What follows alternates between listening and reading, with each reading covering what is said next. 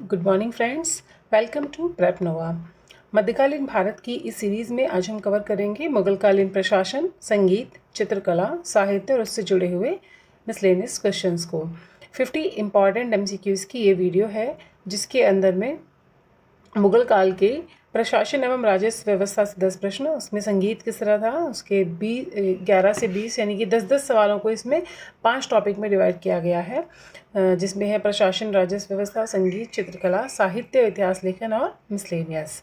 तो 50 MCQs की जो ये वीडियो है दोस्तों, इसको PYQ और NCERT बुक्स इन दोनों को बेस बना करके तैयार किया गया है। तो चलिए बिना किसी देरी के शुरू करते हैं आज का ये वीडियो, और वीडियो को अंत तक देखिए ताकि आप इस टॉपिक को बेहतर तरीके से समझ सकें। क्वेश्चन नंबर 1, मनसबदारी व्यवस्था के संबंध में निम्नलिखित कथनों पर विचार कीजिए। 1. जात मनसबदार की व्यक्तिगत स्थिति एवं वेतन का आधार था। सवार संख्या सदैव जात के बराबर होती थी। 2 अस्पा एवं सिंह अस्पा की व्यवस्था जहांगीर ने प्रारंभ की थी। तो दोस्तों इसके ऑप्शंस को देखने से पहले हम समझते हैं।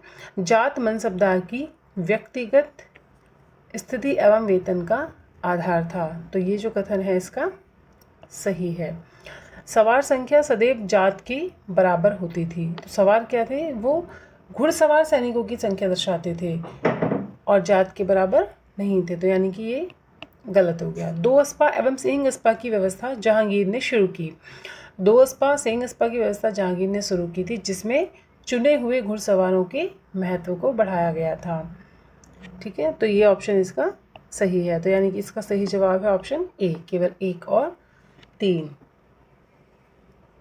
क्वेश्चन नंबर 2, निम्न में से किस अधिकारी का कार्य सैनिकों का निरीक्षण तथा मनसबदारों का अभिलेख रखना था? ऑप्शन ए दीवान आला, बी मीर बख्शी, सी सदरुस सुदुर, डी वकील। तो दोस्तों मीर बख्शी, इनका क्या कार्य था? सैनिकों का निरीक्षण और मनसबदारों का अभिलेख रखना। मीर बख्शी जो होते थे ये मुगल सेना में प्रमुख अधिकारी होते थे। जैसे घोड़े पे दाग और सैनिकों का हुलिया की व्यवस्था, सैनिकों का वेतन, इन सब कार्यों को जो देखता था उसको कहते थे मीर बख्शी। क्वेश्चन नंबर 3, जब्ती प्रणाली के संबंध में निम्न में से कौन सा कथन सही नहीं है? ऑप्शन ए, यह मापी गई भूमि पर आधारित थी। बी, इसमें औसत उपज का सिद्धांत अपनाया गया। सी, इसे सभी क्षेत्रों में समान रूप से लागू किया गया। डी, टोडरमल ने इसे व्यवस्थित रूप दिया था। तो दोस्तों जो जब्ती प्रणाली थी वो पूरे साम्राज्य पे लागू नहीं थी, ये केवल कुछ सेलेक्टेड क्षेत्रों में लागू होती थी जहाँ पे भूमि की माप और उत्पादन का सही अनुमान लगाना क्या होता था? संभव होता था। तो इसमें ऑप्शन सी गलत हो जाता है। क्वेश्चन नंबर 4, अमल गुजार परगना का राजस्व अधिकारी, फौजदार, कानून एवं व्यवस्था, कोतवाल, नगर प्रशासन। तो दोस्तों जो अमल गुजार था वो परगना का राजस्व अधिकारी होता था, यानी कि परगना के राजस्व अधिकारी को क्या बोलते थे? अमल गुजार। और जो मुगल काल में कानून और व्यवस्था को देखता था उसे फौजदार कहा जाता था, और जो नगर प्रशासन को देखता था उन्हें कोतवाल कहा जाता था। यानी कि इसके ऑप्शन तीनों ठीक है, ऑप्शन 1, 2, 3। क्वेश्चन नंबर 5, अकबर की प्रशासनिक व्यवस्था में करोरी नियुक्त करने का प्रमुख उद्देश्य क्या था? ए, सैनिक भर्ती, बी 1 करोड़ दाम की आय वाले क्षेत्र का प्रबंधन, सी धार्मिक कर संग्रह, डी व्यापारिक कर निर्धारण। दोस्तों अकबर की जो प्रशासनिक व्यवस्था थी उसमें करोरी एक ऐसे क्षेत्र में नियुक्त किए जाते थे जहां से लगभग 1 करोड़ दाम की आय वाले क्षेत्र का प्रबंधन हो सके। करोरी व्यवस्था का बेसिकली उद्देश्य क्या था? राजस्व के संग्रह में सुधार करना और भ्रष्टाचार को कम करना तथा भूमि सर्वेक्षण को व्यवस्थित करना, ये करोरी का प्रमुख उद्देश्य था। क्वेश्चन नंबर 6, निम्नलिखित में से कौन सा अधिकारी सीधे सम्राट को उत्तरदायी नहीं था? ऑप्शन ए सूबेदार, बी दीवान, सी काजी, डी ग्राम मुखिया। तो दोस्तों ग्राम मुखिया सीधे सम्राट को उत्तरदायी नहीं होता था। क्वेश्चन नंबर 7, निम्नलिखित में से किसका संबंध खालसा भूमि से है? ऑप्शन ए मनसबदारों को दी गई भूमि, बी धार्मिक अनुदान भूमि, सी शाही प्रत्यक्ष नियंत्रण वाली भूमि, डी ग्राम पंचायत की भूमि। तो दोस्तों इसका क्या बोलते हैं, क्वेश्चन नंबर 7 का सही ऑप्शन है शाही प्रत्यक्ष नियंत्रण वाली भूमि। यानी कि शाही प्रत्यक्ष नियंत्रण वाली भूमि को कोई एक अलग नाम और भी देते थे, वो क्या होता था, खालिसा भूमि। तो खालिसा भूमि क्या होती थी, जो अपनी जितना भी उसने राजस्व कमाया, जो आय उससे प्राप्त हुई, वो कहाँ जाएगी, सीधे शाही खजाने के अंदर जाएगी, उसको बोलते थे खालिसा भूमि। इसके विपरीत जागीर क्या होती थी, जो मनसबदार थे, मतलब ये मनसबदारों को जो दी गई भूमि थी, इसको क्या नाम दिया जाता था, जागीर। और धार्मिक विद्वानों के लिए, धार्मिक अनुदान के लिए जो भूमि थी, उसका नाम था मदद ए माश। ठीक है। क्वेश्चन नंबर 8, निम्न कथनों पर विचार कीजिए। 1, अकबर ने महाभारत का फारसी में अनुवाद करवाया। 2, रामायण का भी फारसी अनुवाद कराया गया। सी, अनुवाद विभाग फतेहपुर सीकरी में स्थापित किया गया था। तो दोस्तों देखते हैं पहले ऑप्शन, अकबर ने महाभारत का फारसी में अनुवाद कराया। तो इसका हमें प्रमाण मिलता है, क्योंकि अकबर ने जो संस्कृत ग्रंथ थे उनका फारसी में अनुवाद कराया, और अनुवाद कराने के लिए उसने एक विभाग स्थापित किया था, जिसको नाम दिया मकतब खाना। क्या नाम दिया था इस विभाग को, मकतब खाना। और रामायण का भी फारसी में अनुवाद कराया गया था, और अनुवाद विभाग फतेहपुर सीकरी में स्थापित किया गया, और इसका नाम था मकतब खाना। तो इसके ऑप्शन तीनों सही है, 1, 2 एंड 3। और दोस्तों अकबर ने ही रज़्मनामा नाम से महाभारत का अनुवाद कराया था फारसी भाषा में। क्वेश्चन नंबर 9, रज़्मनामा किसका फारसी अनुवाद है? ए रामायण, बी महाभारत, सी अथर्ववेद, डी योगशिष्ट। तो दोस्तों रज़्मनामा महाभारत का फारसी अनुवाद है। क्वेश्चन नंबर 10, निम्नलिखित में से किस चित्रकार को जहांगीर ने नादिर अल असर की उपाधि प्रदान की थी? Option A Basawan, B Ustad Mansoor, C Manohar, D दसवंत। तो नादिर उल असर की उपाधि उस्ताद मंसूर को जहांगीर ने। क्वेश्चन नंबर 11, मुगल चित्रकला की संबंध में कौन सा कथन सही है? ए बाबर के समय चित्रकला चरम पर पहुंची, बी जहांगीर ने प्रकृतिवादी शैली को प्रोत्साहित किया, सी औरंगजेब ने चित्रकला एकेडमी की स्थापना की, डी शाहजहां ने चित्रकला पर प्रतिबंध लगा दिया। तो दोस्तों जो चित्रकला थी समय में चरम पर नहीं पहुंची थी, क्योंकि मुगल शासकों के सभी ने अपने अपने समय में अलग अलग योगदान दिए चित्रकला के विकास में, लेकिन जो विशेष संरक्षण माना जाता है वो अकबर के समय में दिया गया था चित्रकला को। तो ये कथन हमारा क्या है? गलत। जहांगीर ने प्रकृतिवादी शैली को प्रोत्साहित किया, तो ये सही है। जहांगीर के समय में प्रकृति, पशुओं और व्यक्तिगत चित्रों यानी पोर्ट्रेट्स वगैरह पे काफ़ी ध्यान दिया गया था, तो ये ऑप्शन हमारा ठीक है। औरंगजेब ने चित्रकला एकेडमी की स्थापना की थी, तो औरंगजेब ने चित्रकला को सक्रिय संरक्षण नहीं दिया था, तो इसलिए इस ऑप्शन को भी गलत माना जाएगा। शाहजहां ने चित्रकला पर प्रतिबंध लगा दिया था, तो शाहजहां ने भी चित्रकला पर प्रतिबंध नहीं लगाया था, तो इसका ऑप्शन सही हुआ हमारा ऑप्शन बी, जहांगीर ने प्रकृतिवादी शैली को प्रोत्साहित किया। क्वेश्चन नंबर 12, निम्न में से किस चित्रमाला का निर्माण अकबर के काल में हुआ? ए शाहनामा, बी हमजनामा, सी पद्मावत, डी अकबरनामा। तो दोस्तों चित्रमाला का निर्माण हमजनामा अकबर के काल में हुआ था। हमजनामा क्या है? एक प्रसिद्ध चित्रित पांडुलिपियों में से एक है, जिसमें अमीर हमजा के साहसिक अभियानों का जिक्र किया गया है, उसके चित्र बनाए गए हैं, और इसके निर्माण में मीर सैयद अली और अब्दुल समद जैसे चित्रकारों ने महत्वपूर्ण भूमिका निभाई थी, और इसको क्या बोलते हैं? मुगल चित्रकला की एक उत्कृष्ट कृतियों में गिना जाता है हमजनामा को। तो पूछ लिया जाए यदि कि किसने इसमें वो योगदान दिया, तो मीर सैयद अली और अब्दुल समद।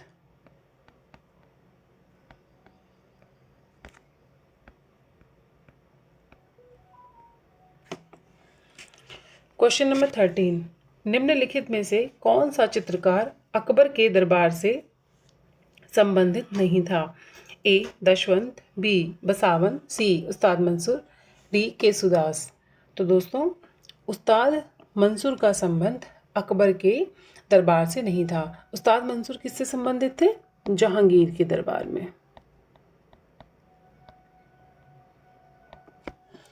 क्वेश्चन नंबर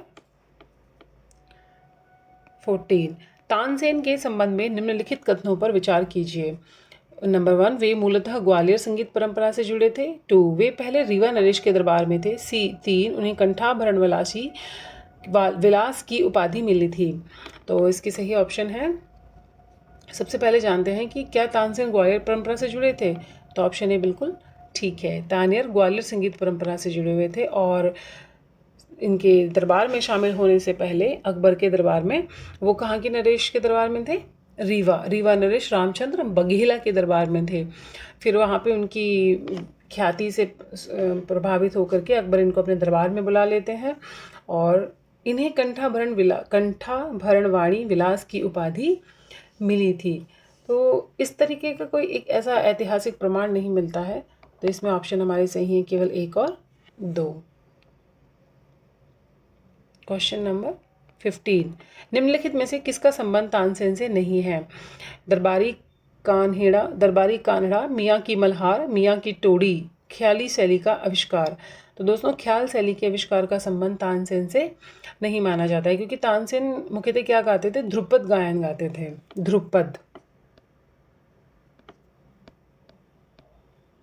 ध्रुपद गाते थे और उनके संबंधित प्रमुख राग थे मियाँ की मल्हार, मियाँ की टोड़ी, दरबारी कान्हा इत्यादि का इसमें जिक्र आया, लेकिन ख्याल शैली का आविष्कार तानसेन के समय में शायद हुआ ही नहीं था।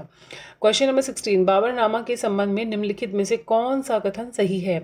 ए, ये मूलतः फारसी में लिखा गया, इसका लेखक अबुल फजल था। ये चगताई तुर्की भाषा में लिखा गया था, इसका लेखन अकबर के समय में हुआ। तो दोस्तों, बाबरनामा के संबंध में सही है कि यह चगताई तुर्क भाषा में लिखा गया था और बाबरनामा बाबर की एक आत्मकथा थी। बाद में अब्दुल रहीम खान खाना ने इसका फारसी में अनुवाद किया था। किसने किया? अब्दुल रहीम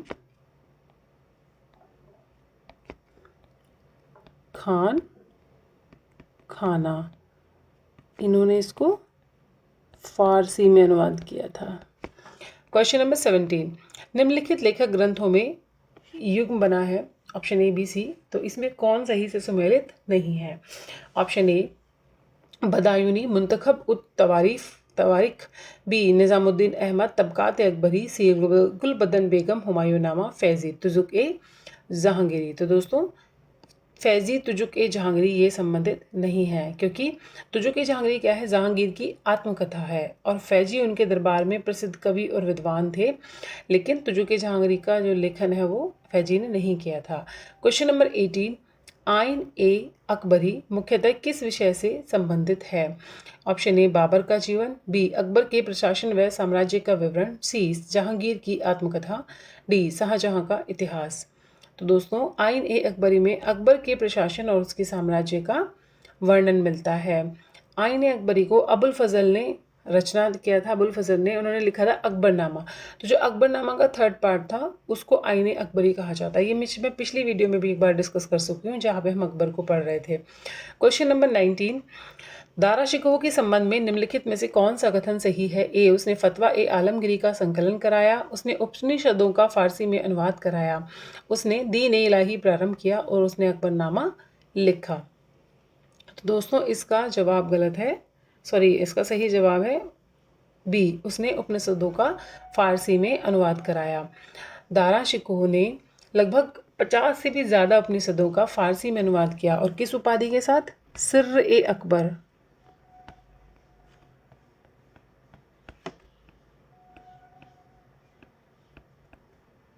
सिर्र ए अकबर नामक उपाधि से इन्होंने उनका फारसी में अनुवाद किया था। इनका उद्देश्य था हिंदू और इस्लामी जो आध्यात्मिक विचार है उनमें आपस में समानता स्थापित करना। क्वेश्चन नंबर 20, निम्नलिखित में से किसके काल में यूरोपीय चित्रकला का प्रभाव सबसे स्पष्ट दिखाई देता है?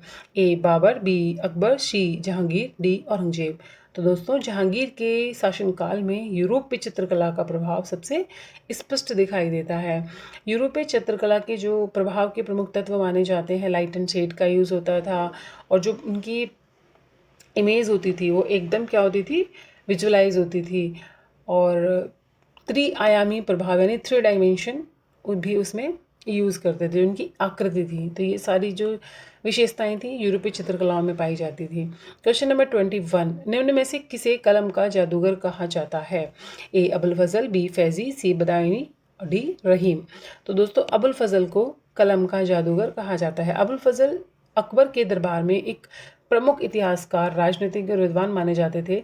उनकी जो लेखन शैली थी वो इतनी ज़्यादा प्रभावशाली थी कि उन्हें कलम का जादूगर उपाधि मिली हुई थी। उन्होंने कुछ एक प्रमुख रचनाएं लिखी थी, अकबरनामा और आईने अकबरी। क्वेश्चन नंबर 22, सुलह ए कुल का मूल उद्देश्य क्या था? ए भूमि सुधार, बी धार्मिक सहिष्णुता, सी सैनिक सुधार, डी मुद्रा सुधार। तो दोस्तों सुलह ए कुल का मूल उद्देश्य था धार्मिक सहिष्णुता। निम्नलिखित में से किस सम्राट के समय मुगल चित्रकला का सर्वाधिक पतन प्रारंभ होता है? Option A Akbar, B Jahangir, C Shah Jahan, D Aurangzeb. तो दोस्तों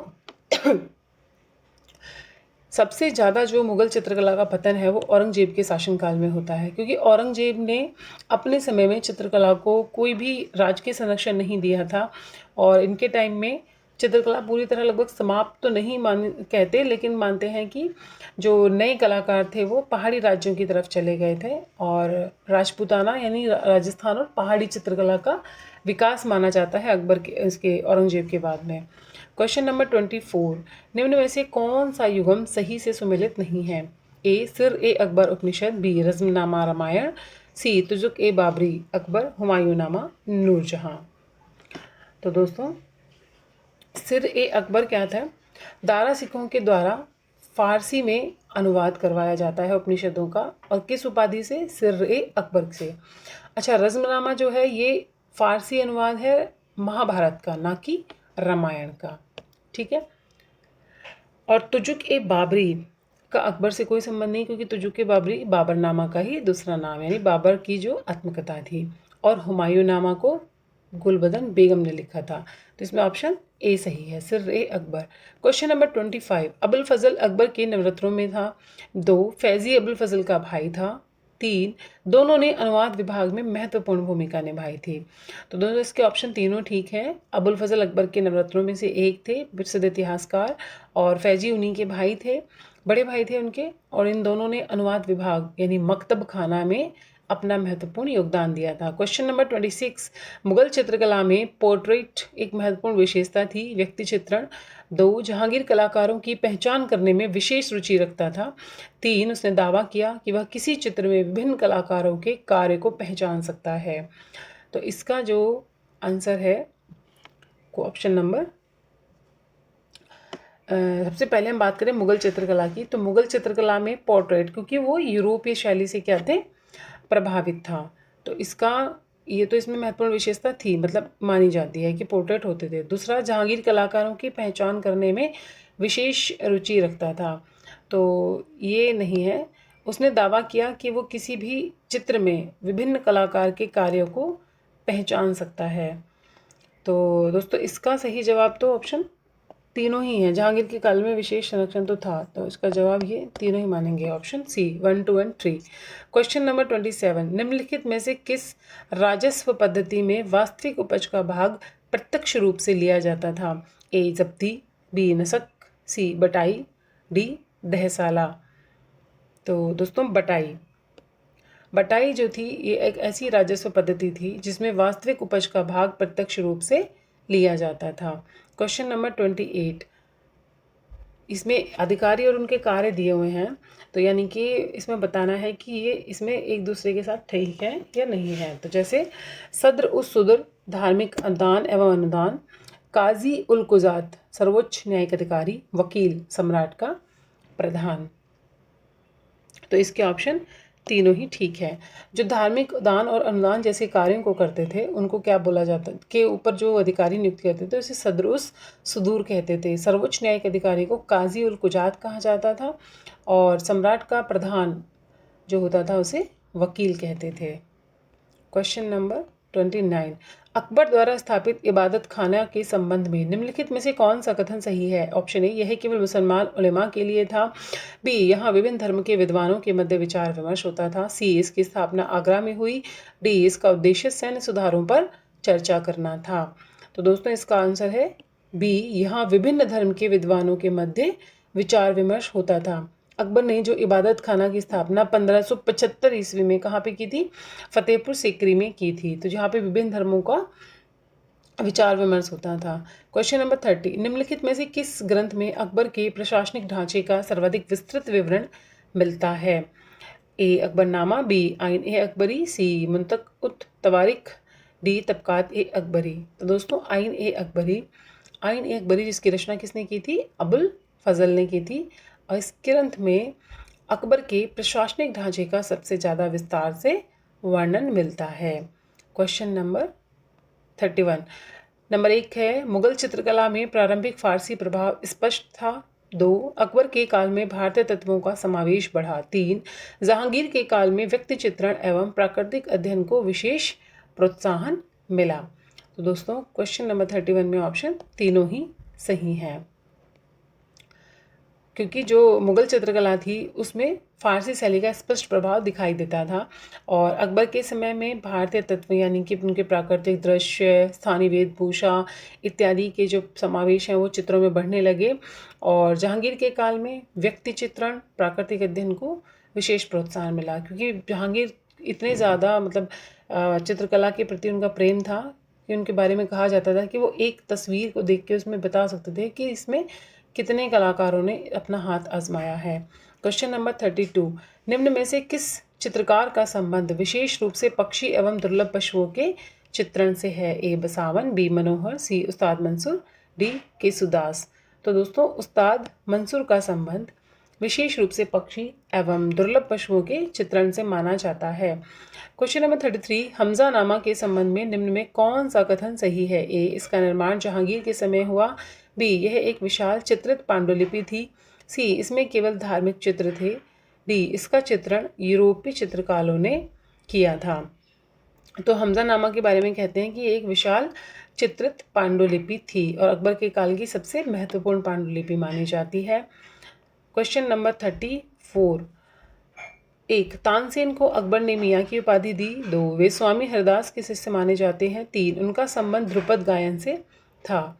तो तानसेन को अकबर ने मियाँ की उपाधि दी थी, हरदास जी इनके गुरु थे और इनका संबंध ध्रुपद गायन से था। तो ऑप्शन डी 1, 2, 3। क्वेश्चन नंबर 35, निम्नलिखित में से किसका संबंध मुगल दरबार की संगीत परंपरा से नहीं है? ए, नौबत। बी, ध्रुपद। सी, ख्याल। डी, कव्वाली। तो दोस्तों ख्याल मुगल दरबार की संगीत परंपरा से संबंधित नहीं है, क्योंकि मुगल दरबार में जो प्रमुख संगीत शैली थी वो ध्रुपद को माना जाता था और नौबत क्या था? ये राजकीय वाद्य संगीत था।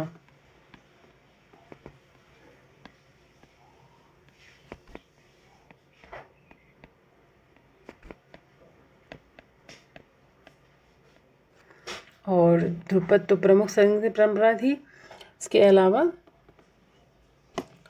कव्वाली ये किससे संबंधित था? सूफी परंपरा से। और ये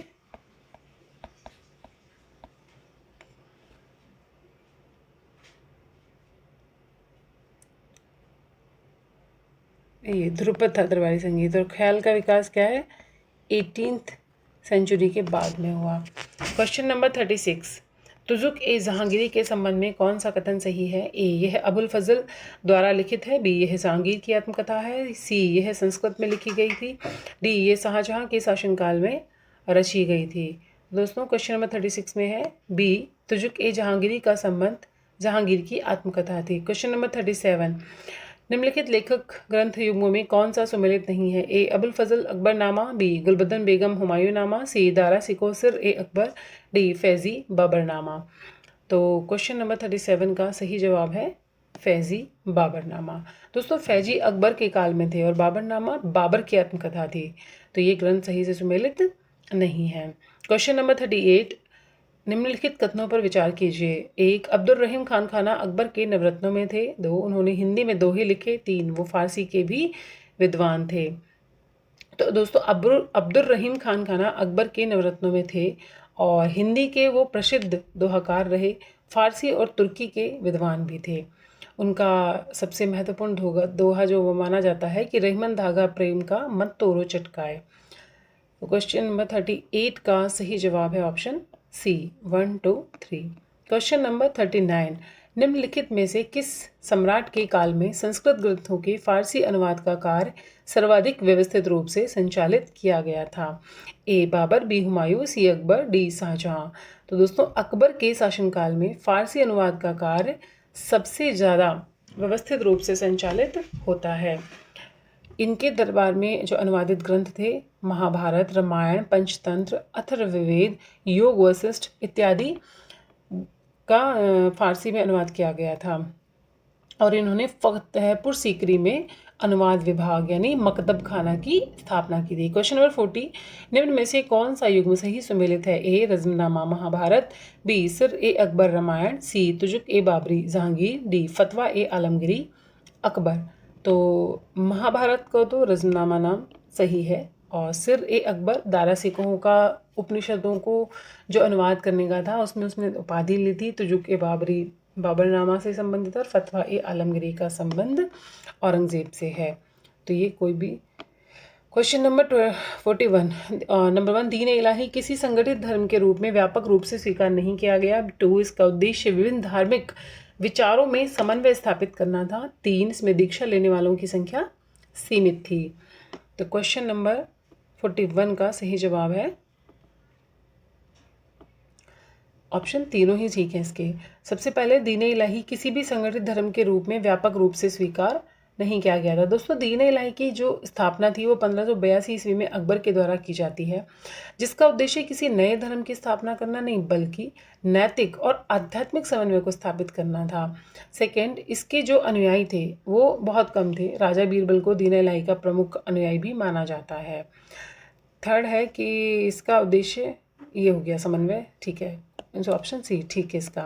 क्वेश्चन नंबर 42, मुगल प्रशासन में डाक प्रणाली का मुख्य उद्देश्य क्या था? ए भूमि मापन, बी घोड़ों की पहचान एवं सैनिक भ्रष्टाचार पर नियंत्रण, सी मुद्रा परीक्षण, डी व्यापारिक कर निर्धारण। तो दोस्तों घोड़ों की पहचान और सैनिक भ्रष्टाचार पर नियंत्रण को डाक प्रणाली का मुख्य उद्देश्य माना जाता था। निम्न में से किस सम्राट के समय मुगल चित्रकला में अत्यधिक परिष्कृत दरबारी शैली विकसित हुई? Option A Akbar, B Jahangir, C Shah Jahan, D Aurangzeb. तो दरबारी शैली सबसे ज़्यादा शाहजहां के शासनकाल में विकसित होती है। अकबर के काल में चित्रकला जो है उसका विस्तार होता है। जहांगीर के काल में प्रकृतिवाद और व्यक्तियों के चित्रण को देखने को मिलता है। शाहजहां के काल में दरबारी वैभव, सजावट और औपचारिक शैलियों का विकास होता है। इसके बाद शाहजहां के समय में जो चित्रकला थी उसमें विलासिता, आभूषण और शाही गरिमाओं पर विशेष बल दिया जाता है। तो सवाल आता है कि दरबारी शैली किसके समय में थी? तो शाहजहां के शासनकाल में सबसे ज़्यादा विकसित हुई थी। क्वेश्चन नंबर 44, शाहजहां के समय चित्रकला का संरक्षण जारी रहा। इस काल में दरबारी भव्यता और औपचारिकता बढ़ी। प्राकृतिक अध्ययन जहांगीर के काल की अपेक्षा कम महत्वपूर्ण रहा। तो इसमें भी सही जवाब क्या है? तीनों ही हैं। अभी डिस्कस किया था शाहजहां के समय में चित्रकला का संरक्षण जारी रहता है, दरबारी भव्यता और औपचारिकता बढ़ती है और प्राकृतिक अध्ययन जितना जहांगीर के काल में था उतना शाहजहां के काल में नहीं रहता है। क्वेश्चन नंबर 45, फतवा ए आलमगिरी के संबंध में कौन सा कथन सही है? यह अकबर के द्वारा संकलित किया गया यह इस्लामी विधि का संहिताबद्ध संग्रह था। इसका संबंध दारा शिकोह से था। यह संस्कृत में लिखा गया था।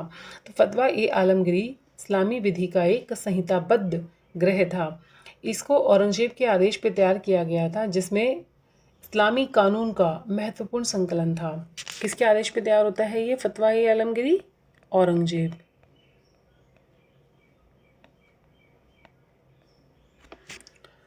क्वेश्चन नंबर 46, निम्न में कौन सा युग्म सही सुमेलित नहीं है?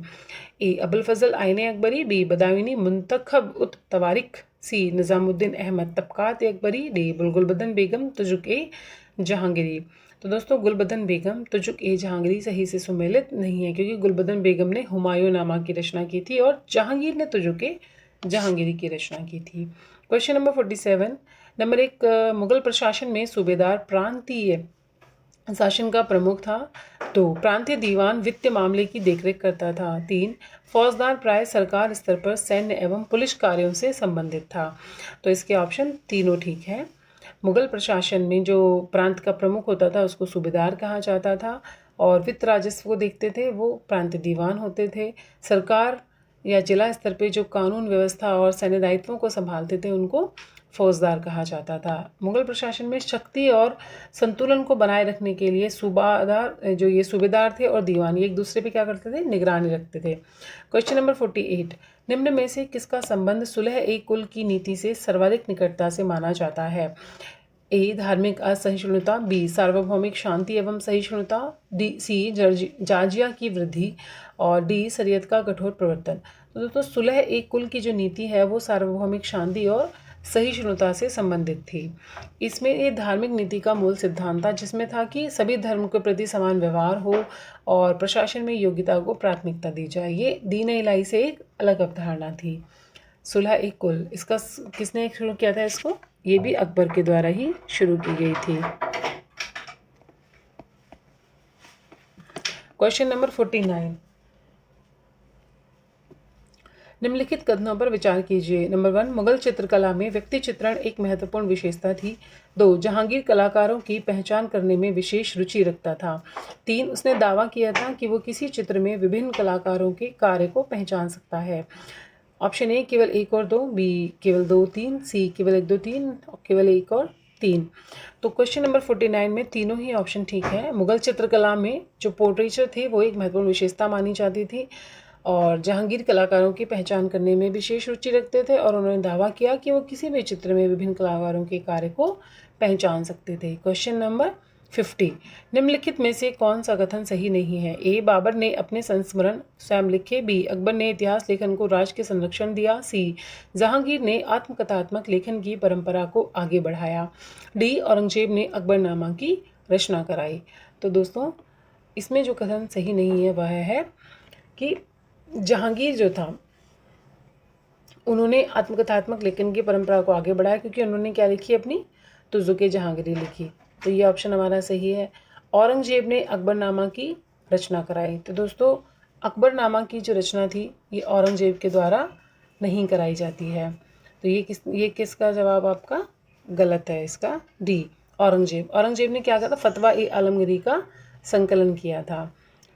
तो ये हमारी 50 MCQs की सीरीज़ थी जिसके अंदर में हमने ये सभी टॉपिक्स को कवर करने का कंप्लीट कोशिश किया है। तो अभी जो लास्ट वीडियो अपलोड होगी उसके अंदर में मध्यकालीन इतिहास मैं पूरी कोशिश करूँगी कि ये लास्ट वीडियो में आपका ख़त्म हो जाएगा, जिसमें अब लास्ट हमारे टॉपिक बच गए हैं सिख संप्रदाय, मराठा राज्य और मुग़ल साम्राज्य, कैसे उसका पतन होता है और फिर किस प्रकार आधुनिक भारत का इतिहास स्टार्ट होता है। तो ये तीनों टॉपिक को कंबाइन करके मैं एक नेक्स्ट वीडियो में कवर करने की कोशिश करूँगी। तो तब तक चलिए मिलते हैं नेक्स्ट वीडियो में। तब तक आप अपना ध्यान रखिए और अच्छे से पढ़ाई कीजिए। तब तक के लिए थैंक यू सो मच। जय हिंद, जय भारत।